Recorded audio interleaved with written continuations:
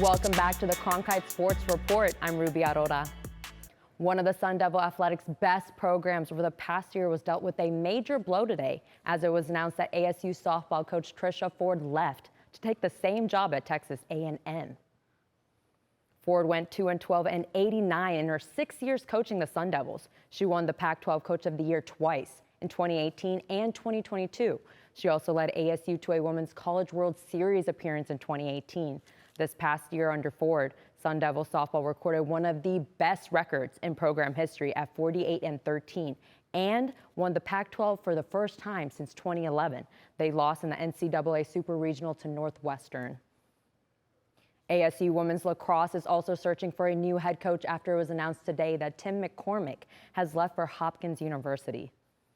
The NCAA Track and Field Championship begins on Wednesday, and the Sun Devils will be well represented. Cronkite News reporter Lauren Green hit the track to see how the ASU team is preparing for one of its biggest events. After the Western preliminary qualifying meet in Arkansas, the Sun Devils punched 11 tickets to Tracktown, USA, or Eugene, Oregon.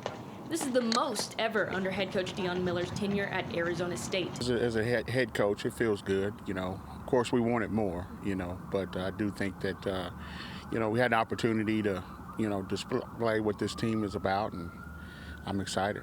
4 freshmen will be representing Arizona State at this meet, including sprinter Adriana Tatum. She's the second fastest freshman in the country in the 200-meter dash that qualified her for nationals, setting a personal record at 22:77. It's kind of crazy because I didn't think I was going to end up here at all. I thought like Pac-12s was like going to be my top.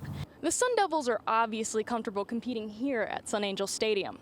But after competing in Oregon at the Pac-12 championships, they'll have a little bit of familiarity at Hayward Field, where they'll be running, jumping, and throwing at the NCAA National Championships. I definitely feel way more comfortable that I was able to run a few races already there. On the women's side, ASU will have representation in the 200-meter dash, along with shot put, discus, and hammer throw.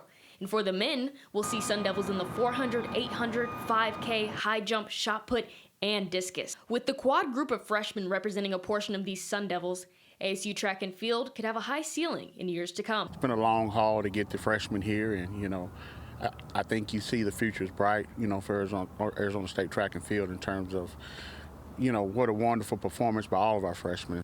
From Tempe, Lauren Green, Cronkite News.